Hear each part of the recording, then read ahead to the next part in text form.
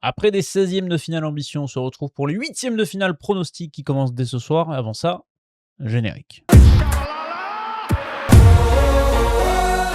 Bonjour, bonsoir à toutes et à tous, bienvenue sur la causerie. Très heureux de vous retrouver aujourd'hui pour ces pronos des 8e de finale de la Coupe du Monde. On continue, on ne s'arrête plus dans ce mondial 2026 nord-américain. Ça fait plaisir après des 16e de finale sous suspense, parfois. Un peu chiant, certains, mais plaisant pour la plupart. On est parti pour les 8e de finale avec Melvin cette fois-ci qui me rejoint. Comment vas-tu? Écoute, prêt pour ce marathon Oui. ce samedi. Voilà, rugby, cyclisme, football, voilà. On va se régaler dans la journée, mais par contre, les heures de sommeil vont pas être nombreuses. Ouais, on les a abandonnés depuis longtemps avec le début de ce mondial. Là, ça commence à taper dans le caisson. C'est vrai que là, aujourd'hui, entre ça, il y a la F1, il y a le Grand Prix d'Autriche également, il y a le Tour de France, je tombe beau t-shirt maillot à pois, ça me fait rêver. On est tous derrière Paul Sexas, bien évidemment. Et Bastien Weisshofer, ça c'est un code que je vous donne, ça me fait plaisir. On est parti, mais en tout cas, là, on n'est pas là pour parler cyclisme, même si j'adorerais un jour peut-être. On est là pour parler Coupe du Monde avec les 8e de finale. On connaît désormais toutes les affiches après la qualification de la Colombie cette nuit contre le Ghana, la qualification au bout du suspense de l'Argentine contre le Cap-Vert et celle de l'Égypte contre l'Australie. C'était les 3 derniers matchs hier et il fallait s'accrocher parce que c'était long. Et on n'oublie pas que j'avais fait la vidéo prono des 16e de finale, que j'avais annoncé mes quarts de finale et que pour l'instant, tous mes quarts de finale peuvent encore se produire. Donc, pour l'instant, on n'est pas trop mal. J'ai pas fait le bilan des 16e, mais j'avais mis l'Allemagne. Mais j'avais dit que ça allait être compliqué. Bon, l'Allemagne a sauté. J'avais mis la République démocratique du Congo à la place de l'Angleterre, c'est ma grosse surprise. Ça a failli passer, mais le reste, on était plutôt pas mal au niveau des pronos. Donc bon, c'était pas non plus les trucs les plus durs à pronostiquer, mais ça me fait plaisir. Et on est parti. Bah écoute, on va commencer par le commencement. Le premier match de ces 8e de finale, alors, c'est ce Canada-Maroc. L'autre qui ne joue pas chez lui, hein, le Canada, rappelle, je crois que ça se joue à Houston, là, ce match-là, de mémoire. Le Maroc qui est une des seules nations africaines à être passée, 2 sur 9 pour l'Afrique sur ces 16e de finale. Et le Maroc est clairement favori dans ce match-là contre le Canada. C'est une équipe solide, une équipe qui a de la qualité. Est-ce que le Canada, qui, mine de rien, a sorti l'Afrique du Sud assez aisément parce que c'était assez faible en 16e, là c'est un cran plus haut, est-ce que tu les vois faire quelque chose? Moi j'avoue que je vois bien le Maroc passer. Euh, j'ai l'impression que la marche sera un peu haute pour ce Canada qui a déjà réussi sa Coupe du Monde. Ouais, voilà, c'est exactement ce que j'allais dire sur le fait que Canada, on va dire, a évité le drame d'une élimination d'entrée, a réussi à passer ce tour des 16e de finale. Donc en fait, le Canada, mine de rien, bon, ils se font éliminer. Je pense qu'il n'y aura pas un scandale au pays. Ils ont montré quand même de belles choses, cette équipe canadienne. Mais je trouve qu'il y a moins de talent que cette équipe marocaine. On voit que voilà, Jonathan David ne fait pas non plus le mondial de l'année. Mais c'est une équipe voilà, qui montre des belles choses, qui a cette qualité de contre-pressing qui est assez intéressante. Qui a de la qualité, mais je trouve que ce Maroc-là, aujourd'hui, voilà, on liste les favoris encore présents pour ce mondial. Moi, je dis depuis le début, pour moi, le Maroc aujourd'hui est alors, n'est pas le favori, n'est pas dans le top 3 des favoris, mais pour moi, fait partie des allez, 4-5 équipes qui sont en capacité de remporter ce mondial. Et on le voit, hein, c'est que malgré le départ de Regragui, il y a toujours, on va dire, ce socle de jeu et ce socle de niveau qui fait que ce Maroc-là, aujourd'hui, est une équipe très très dangereuse. Peut-être défensivement un peu plus friable, je sais pas ce que tu en penses, mais je trouve que ce Maroc a quand même pris pas mal de buts depuis ce début du mondial. C'est des équipes où pas forcément ils ont été mis en difficulté. Donc je pense que c'est peut-être l'un des points à corriger pour aller très loin dans cette compétition, cette efficacité dans ta propre surface de réparation.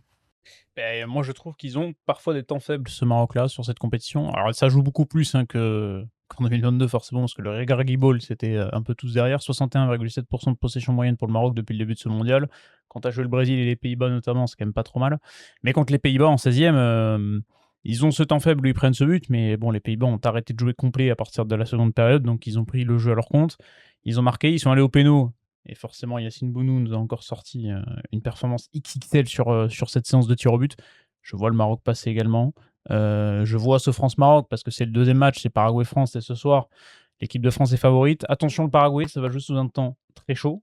donc ça peut avantager les Paraguayens, qui est une équipe qui est assez physique, qui met de l'intensité. Attention à pas se blesser, Aurélien Tchouaméni d'ores et déjà forfait, ce sera sûrement Manu Koné qui va le remplacer dans le 11 de départ.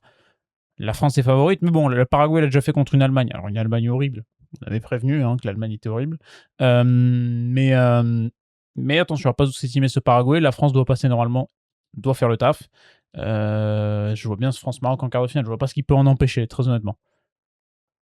C'est tout simplement le concept de guérilla qui va être exploité à partir de 23h, 40 degrés, une équipe de catcheurs en face qui risque de faire beaucoup de fautes.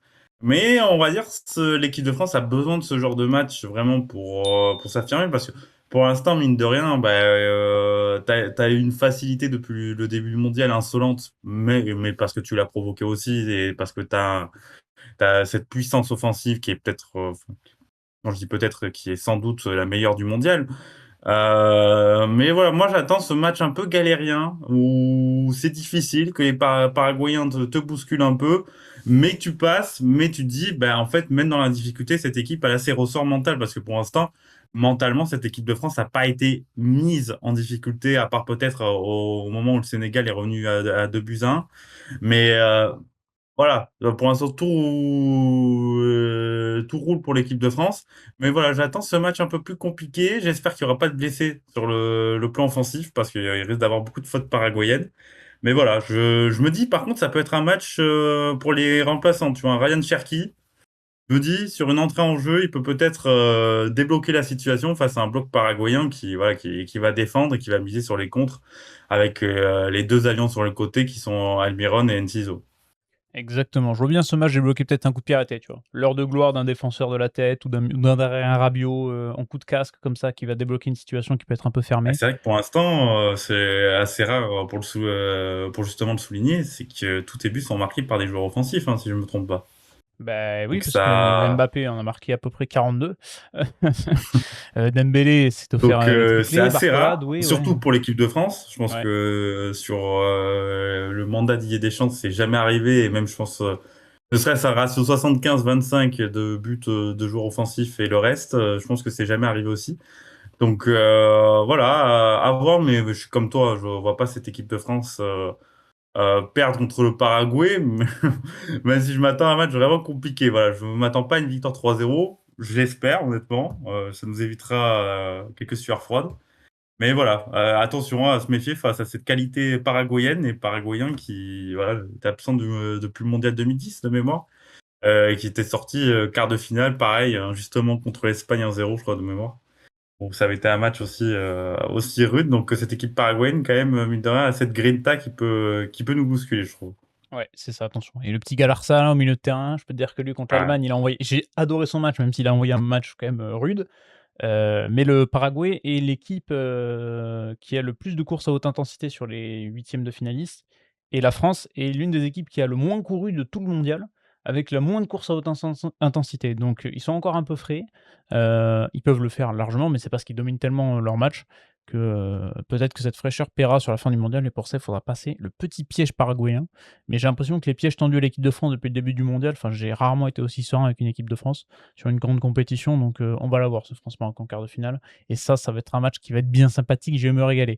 Espagne-Portugal, nouveau huitième de finale entre ces deux équipes. Espagne-Portugal. On a une Espagne, ça y est, elle a monté en intensité. On avait des doutes un peu après la phase de groupe. C'est la classique favori qui monte en intensité au moment de la phase d'élimination directe. Ils ont outrageusement dominé l'Autriche. Au contre-pressing, moi je les ai trouvés impressionnants sur les pertes de balles, à quel point ils avaient étouffé l'Autriche, qui pouvait rien faire. Ça commence à être huilé offensivement. Mikel Oyarzabal, je crois qu'il est décisif, je sais plus, je crois que c'est toutes les 60 ou 70 minutes avec l'Espagne, c'est assez impressionnant. Le ratio qu'il a ces derniers mois avec la Roja. Et en face, un Portugal qui a passé contre la Croatie, mais c'est presque, ça relève du miracle. Il y a tellement rien dans ce fond de jeu portugais, à part les dangers amenés sur des centres, sur des ballons longs, où ils ont quand même quelques éléments intéressants. Diogo Costa, qui je trouve fait un bon mondial, mais quand ton gardien est ton meilleur joueur du mondial et que t'es le Portugal, c'est quand même inquiétant. J'ai envie même d'aller plus loin. Le Portugal n'est même pas la meilleure équipe lusophone de cette compétition, puisque le Cap-Vert, je trouve, fait un meilleur mondial que les Portugais. Et j'ai très très peur, très honnêtement, si le Portugal joue comme ils ont joué contre la Croatie, qu'ils en prennent 4 contre l'Espagne. Je pense que l'Espagne ne va pas rigoler. Ah, moi, le Portugal, depuis le début, je pense que c'est l'équipe où j'ai jamais eu autant de résultats négatifs sur MPP. C'est-à-dire que pour moi, ils auraient pu perdre tous les matchs, peut-être hormis l'Ouzbékistan. Mais voilà, cette équipe portugaise, je trouve qu'elle dégage rien d'extraordinaire. C'est ça qui est terrible, parce que quand tu vois le 11 aligné, tu dis quand même c'est une équipe qui est vraiment un sérieux outsider pour la victoire finale. Mais en termes de jeu, ne serait-ce collectif, c'est une catastrophe absolue. Vitinha, je crois que c'est son cousin qui joue en sélection, je le trouve vraiment en difficulté. Et puis, enfin voilà, tu as toujours ce problème pour moi de numéro 9 avec le cas Ronaldo et Roberto Martinez, qui finalement, en fait, n'aura même pas le poste en Arabie Saoudite Ah non, il l'a fait sortir. Donc, à Al Nassr. on lui a privé du poste à Voilà, Al-Nassr. donc ça peut être tu essaierais, mais voilà, cette équipe portugaise, pour moi, elle a trop de lacunes face à une équipe espagnole qui est en fait impressionnante sur le contre-pressing, sur la récupération de balles face à l'Autriche. Ça a été vraiment l'un de ses points forts. Je crois que les Autrichiens, en fait, avaient le ballon, mais même pas trop, même pas 10 secondes, quoi. C'est-à-dire que tu avais un pressing et tu avais soit une erreur technique ou soit une récupération espagnole. Donc voilà, et en plus une équipe espagnole souveraine défensivement, 0 but 0 encaissé but depuis le encaissé, ouais. début du mondial. Il y a que le Mexique qui fait pareil. Voilà, donc c'est une équipe très très très solide, les Espagnols. Donc voilà, moi je suis pareil, je m'attends à une victoire espagnole dans le temps réglementaire, et ouais, je suis d'accord avec toi qu'en 4-0 ça me choquerait pas. Bah ouais, je suis presque à dire que le Portugal va prendre sa branlée. Tellement que dans le fond de jeu, il n'y a rien. Et dès qu'ils sont tombés contre une équipe qui a mis l'intensité, en l'occurrence la Colombie, ils se sont fait bouffer. Alors la Colombie n'a pas réussi à être efficace. Diogo Costa fait un très gros match contre les Colombiens en poule. Mais dans le jeu, il n'y avait pas photo, quoi. C'était affreux, ce Portugal-là. Je suis vraiment déçu par ce Portugal, mais on s'attendait à être déçu par une équipe de Roberto Martinez jusqu'à là. Pas de surprise. États-Unis-Belgique, autre huitième de finale pour aller rejoindre l'Espagne en quart sur cette partie de tableau-là. Les Américains qui ont montré quand même encore une fois des choses très intéressantes contre la Bosnie, mais qui ont été réduits à 10 suite à l'expulsion de Folarin Balogun, qui ne sera pas là. Et ça, c'est une grosse perte parce que c'est le danger numéro 1 de cette États-Unis, de cette équipe américaine, pardon, qui est une équipe qui prend de l'espace. Ça tombe bien parce que l'alignement de la défense belge, je crois que les mecs sont mis au complet parce que l'alignement contre le Sénégal était horrible. Et je pense que Rudy Garcia doit être très heureux que Balogun ne soit pas là parce que ça va être un danger de moins à gérer. Mais cette Belgique, moi, je les voyais quart de finaliste avant la Coupe du Monde. Je voyais Rudy Garcia faire un beau tournoi, enfin sans être beau dans le jeu, mais à emmener la Belgique en quart parce qu'il sait faire. Ils se sont fait très très peur, les Belges. Ils sont plus tombés sur un choke sénégalais qu'autre chose. Mais est-ce que cette Belgique-là peut pas battre ses États-Unis? Fin de parcours pour l'équipe américaine, et parce que voilà, Balogun va manquer, parce que cette Belgique-là a peut-être créé quelque chose après le Sénégal, mais je sais pas. Très honnêtement, je sais pas. C'est un match qui est très compliqué à pronostiquer, et la Belgique, de toute façon, quand on voit ce qu'ils sont capables de nous offrir comme scénario, ça peut être un peu fou. Ouais, mais c'est la Belgique, c'est comme l'Angleterre depuis le début de ce mondial, c'est des équipes qui sont extrêmement poussives, que ce soit en phase de groupe, parce qu'hormis le match contre la Nouvelle-Zélande, c'était vraiment très très très très compliqué. Et, pour nos amis belges, et contre le Sénégal, je suis d'accord avec toi, c'est le Sénégal qui a perdu plus que la Belgique qui est revenue, tu vois. Donc c'est très très compliqué à comprendre, on va dire, à étalonner plutôt le niveau de jeu de cette équipe belge, que je trouve assez insignifiante. C'est-à-dire tu as des individualités qui peuvent faire la différence. Lukaku qui fait quand même un bon mondial malgré le contexte et son retour de blessure. Mais voilà, je suis d'accord avec toi, cette équipe belge m'impressionne pas des masses. Et j'ai envie de mettre la pièce sur les Américains. Voilà, je me dis sur ce type de match, voilà, des Américains qui peuvent créer la surprise, qui font pour l'instant leur mondial, même si c'est vrai que là, l'absence de Balogun peut être préjudiciable, puisque Balogun, c'est vraiment le meilleur joueur américain depuis le début de cette Coupe du Monde. Mais ouais, je vais aller sur cette victoire américaine, tu vois. Ah, la petite pièce sur les États-Unis. J'avoue que l'absence de Balogun me fait un peu peur pour cette équipe américaine. Je veux voir ce que Pochettino va nous offrir. J'aime beaucoup Lukaku, tu l'as dit, en sortie de banc, il est juste, il bonifie tout ce qu'il touche comme ballon. Donc ça, c'est une des grosses satisfactions. Est-ce que je me dis que cette équipe américaine, pas dire en tant que petit poussé, mais en tant qu'équipe qui est un peu inexpérimentée des phases finales, peut pas tomber sur un grand Thibaut Courtois, tu vois, qui les dégoûte et qui fait passer la Belgique? Parce que le mondial de Thibaut Courtois, on n'en parle pas beaucoup, mais il reste quand même plutôt solide. C'est peut-être ça qui peut me faire penser aussi à la Belgique. Mais vas-y, on peut mettre les States. De toute façon, je pense qu'aucune de ces deux équipes ne verra les demi-finales, pour être très honnête. pense que peu importe, allez, Peut-être les Américains sur décision de Donald Trump, oui, c'est ça. Il y a pourraient, interdiction se de visa qualifier. pour Lamine Yamal, mais après, à part ça, j'avoue que j'y crois moyen, mais bon, bref. On passe sur la deuxième partie de tableau, sur l'autre partie de tableau avec des affiches très très alléchantes également. Brésil-Norvège. Je crois que c'est demain à 22h. Cette Seleção de Carlo Ancelotti est une équipe qui ressemble à Carlo Ancelotti, c'est-à-dire que dans le jeu c'est un peu poussif, mais la gestion temps fort, temps faible est quand même assez remarquable. Mine de rien, ça se met en place petit à petit. T'as un Bruno Guimaraes au milieu de terrain qui fait quand même plaisir à voir parce qu'il survole un petit peu cette compétition du côté brésilien. T'as des individualités qui permettent aussi au Brésil de s'en sortir. Et en face, la Norvège m'a un peu déçu contre la Côte d'Ivoire parce que je les ai trouvés très très poussifs, mine de rien, mais ils sont passés. Et je trouve que s'ils arrivent à retrouver leur football de phase de groupe, pas celui qu'ils ont proposé en 16e, mais celui qu'ils avaient proposé en phase de groupe, notamment contre le Sénégal, ils peuvent emmerder cette équipe brésilienne. Mais en fait, je me dis que ce Brésil-là, l'expérience, peut passer en étant un peu dégueulasse, en gérant un peu ses temps faibles, mais je sais pas. Le problème du Brésil, c'est qu'ils sont tombés contre un Japon qui a complètement arrêté de jouer en seconde période. Et est-ce que la Norvège va regarder dans les yeux le Brésil ou va les regarder un petit peu aussi? Je suis curieux de voir ce match-là. Moi, j'aurais mis la Norvège il y a. Bah, là, quand j'ai pronostiqué les 16e, j'avais mis la Norvège derrière sur le dessus du tableau, mais je me dis pourquoi pas le Brésil, quoi. C'est assez compliqué aussi.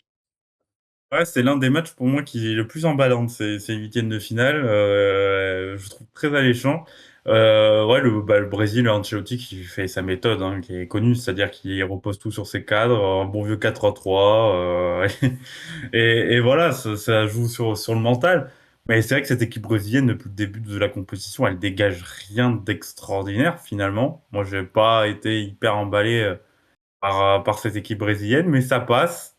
Je me dis tu vois, tu parlais tout à l'heure par rapport aux États-Unis de l'inexpérience peut-être de ce niveau de la compétition, ça sera peut-être le cas pour la Norvège, qui va se retrouver dans cette position d'outsider qui peut être à la fois un avantage, mais aussi une situation un peu inconfortable parce qu'il va falloir élever son niveau. Et on a vu contre la Côte d'Ivoire qu'il y avait quand même quelques failles dans cette équipe norvégienne. Donc moi j'ai envie d'aller sur le Brésil, mais sur un match moche, hein. Vraiment, je vois pas un Ouais, Brésil je suis d'accord avec éclatant. ça. Je suis d'accord avec ça, ouais. Face à la Norvège, je vois même un match, tu vois, tu parlais tout à l'heure de Courtois qui écœure les Américains. Là, s'il y a un match de ce type-là, je le vois bien celui-là, où les Norvégiens ont quelques grosses occasions, manque d'efficacité, et le Brésil passe par un trou de souris, mais passe par une petite porte. Attention à Erling Haaland, qui touche pas beaucoup de ballons. Contre la Côte d'Ivoire, il a pas touché une bille. Et il a touché un qu'il fallait. Le but est sale, il le sait, mais c'est le but qui est efficace. Donc attention également ainsi. Mais vas-y, allez, Brésil, ça me va, pourquoi pas. Et toujours ce problème pour le Brésil, ce Oui, numéro 9. oui. Voilà, il n'y a pas de. Ah oui, Voilà, ouais, c'est compliqué, hein. on a bien compris que Igor Thiago était plus un gardien de boîte de nuit que véritablement le numéro 9 de la Seleção. Et puis derrière, Cunha, qui est pour moi pas hyper convaincant dans cette position de 9. En tout cas, dans ce système de 4-3-3, voilà, je trouve que ce Brésil manque peut-être d'un 9 et on en parlera peut-être à partir des quarts ou demi. Ça peut être préjudiciable à ce niveau de la compétition.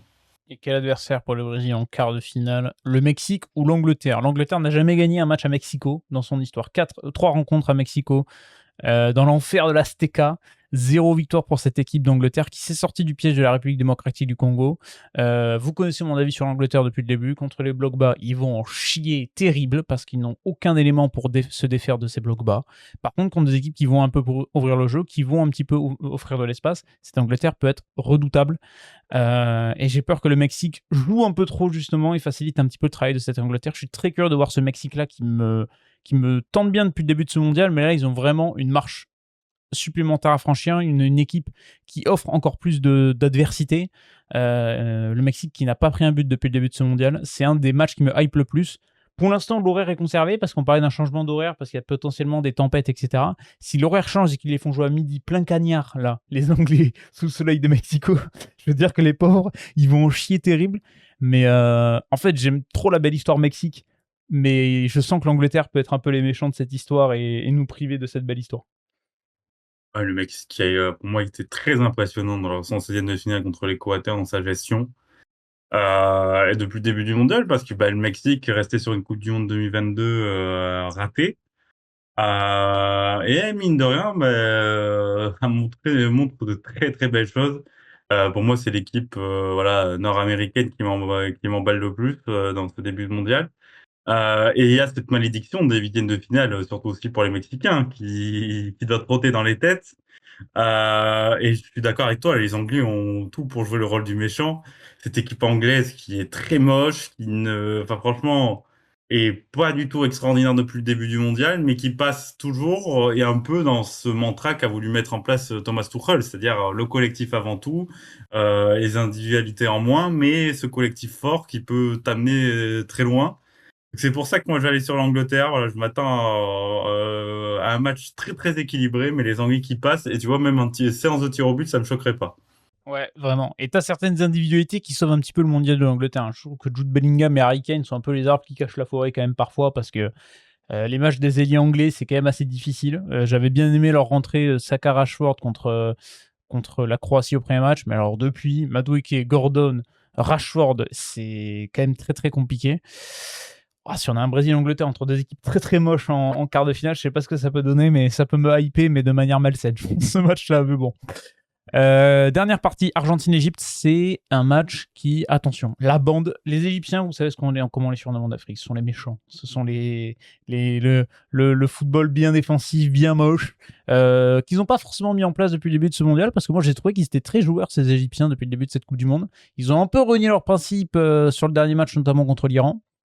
Enfin, ils sont revenus un petit peu à leur principe. Mais Osama Hassan contre une équipe argentine qui a galéré contre le Cap-Vert, qui était oxy physiquement, je les ai trouvés vraiment à la peine physiquement, les Argentins, mais que ce soit les entrants ou les mecs qui jouaient. Limite, le mec le plus en jambes physiquement, c'était Messi, 39 ans, ce qui est très inquiétant quand même pour cette équipe argentine. On a chié contre le Cap-Vert. Franchement, c'était la belle histoire. Le Cap-Vert, ça aurait été exceptionnel que ça passe. De tenir comme ça les champions du monde en titre, c'était extraordinaire. Imagine un huitième de finale de Coupe du Monde Égypte-Cap-Vert, non, mais Égypte-Cap-Vert, Gianni ça aurait été fou. Infantino devient fou. Ah non, mais là, il devient taré. Là. Il crée notre compétition à côté pour avoir son Argentine. Mais c'était complètement fou. Et cette Égypte-là, mine de rien, c'est une équipe qui est royale pour casser le jeu, pour défendre, pour gagner du temps. Donc attention à l'Argentine à ne pas se faire piéger par cette Égypte. Je pense tout de même qu'il y a toujours cet extraterrestre. Non mais Messi, c'est un truc de fou ce mondial qu'il nous fait. Et je pense qu'il peut toujours débloquer la situation pour l'Argentine. Je les vois passer, mais je vois l'Égypte être très accrocheuse. Et en fait, le truc de l'Égypte, c'est que j'étais un peu déçu par leur seconde période hier contre l'Australie, où je trouvais qu'ils avaient plus de solutions en fait offensivement. Et je pense que ça peut leur coûter un petit peu ce match contre l'Argentine derrière, ce manque d'initiative offensive parfois qu'ils ont eu contre l'Australie notamment hier. Ouais, c'est un match très difficile. Voilà, bon, l'Égypte, on les connaît.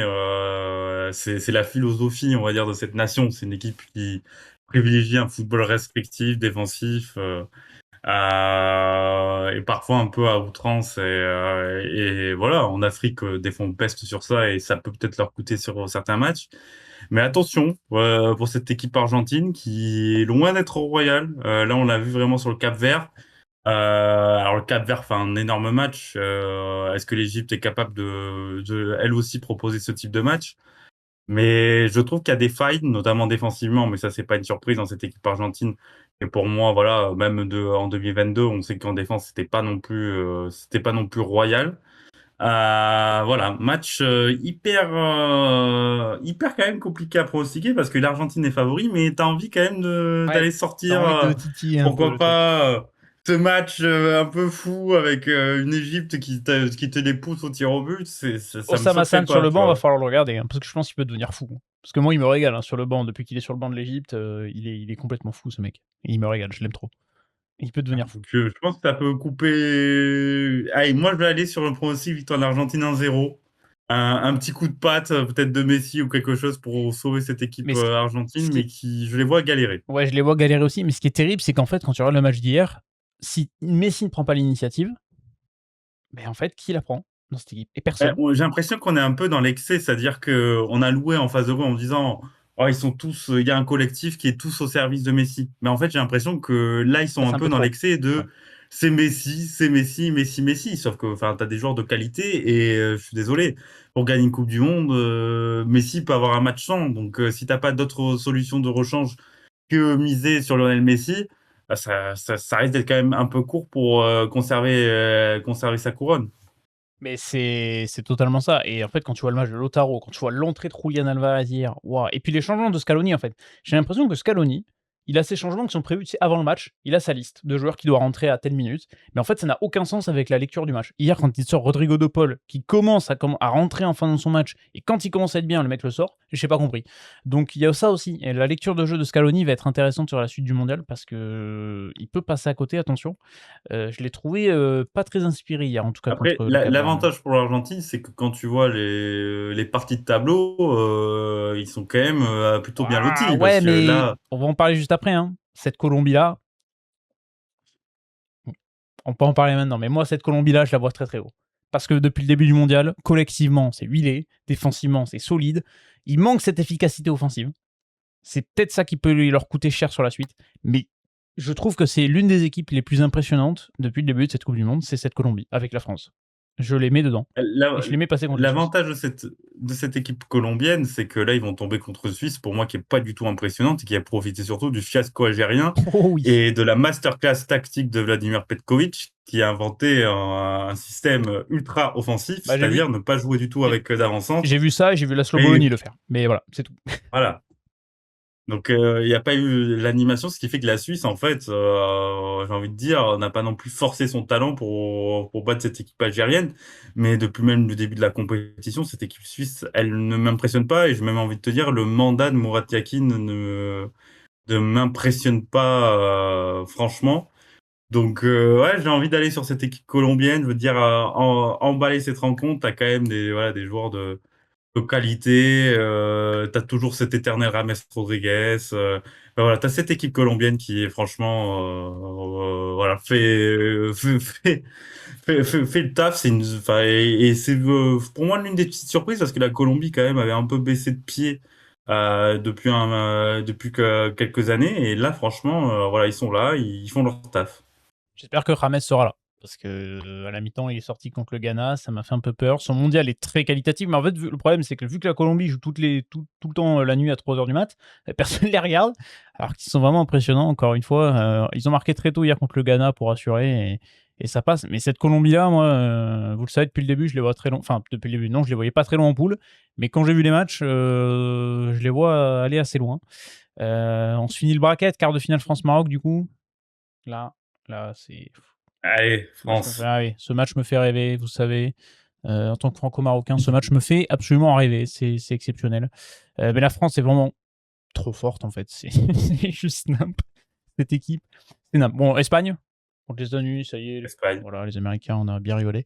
Brésil-Angleterre, ça, c'est un match bien bourbier comme il faut. Ça, c'est un match qui peut être bien tiré au but. Bien tiré au but, bien Angleterre, je suis d'accord avec toi. Colombie-Argentine, je te jure, je vois la Colombie. Je te jure que l'Argentine prend une drill. Allez. Je te jure que l'Argentine prend une drill contre la Colombie. France-Espagne. Oh, alors ça c'est beau. Revanche. Ah, c'est compliqué. Allez, France, parce que France parce qu'on est chauvin, de toute façon, vous savez très bien. Angleterre-Colombie, putain, le rêve. Ah, si les Anglais me coupent le rêve colombien, ne m'emmerde James Rodriguez et Juan Quintero en finale. Moi, je vois la prolongation pénible. Tu sais, ça me rappelle le Angleterre-Croatie de 2018. Oui. La demi-finale. Je vois ce type de match, malheureusement, mais voilà. Cette fois-ci. Allez, on peut mettre l'Angleterre. France-Angleterre en finale, de toute façon, il n'y a pas d'autre solution que la France. Voilà, arrêtez les conneries non plus, hein, c'est bon. On a bien rigolé avec les Anglais, mais il faut vraiment pas qu'ils viennent de finale, faudrait pas non plus déconner. Vous connaissez notre amour pour la patrie, donc ça sera l'équipe de France. Ça sera finaliste et vainqueur de ce mondial. Voilà, pour ces petits pronos, je pense qu'on est pas mal, là. On n'a pas grand-chose à rajouter, hein. On se régale. En tout cas, on espère que ne serait-ce juste ce pronostic final sera bon. Oui. Je rappelle, on l'a pas indiqué dans la vidéo, mais en termes de Ligue MPP, vous avez un duo de choc. Je suis remonté, je suis 5e. Écoutez, moi, je sens. J'étais dernier après la 2e journée. Et je suis revenu 5e grâce à une 3e journée exceptionnelle et une 16e de finale pas dégueulasse. Mais bon, c'est vrai qu'on n'est pas des spécialistes, on n'est pas des as, mais ça vous l'avez compris si vous nous suivez sur toutes les vidéos Ligue 1, etc. quoi. Mais bon, c'est pas grave. Écoutez, le but c'est de s'amuser. N'hésitez pas à faire également vos pronos commentaires. Vous connaissez la musique, on se retrouve tous les jours pour le récap Coupe du Monde. Hier, la tier list top 14 est sortie. C'est 1h20 de plaisir avec Lionel et Thomas pour évoquer la saison 2025-2026 de top 14. On va parler du 15 de France cet été pour ce qui est du rugby.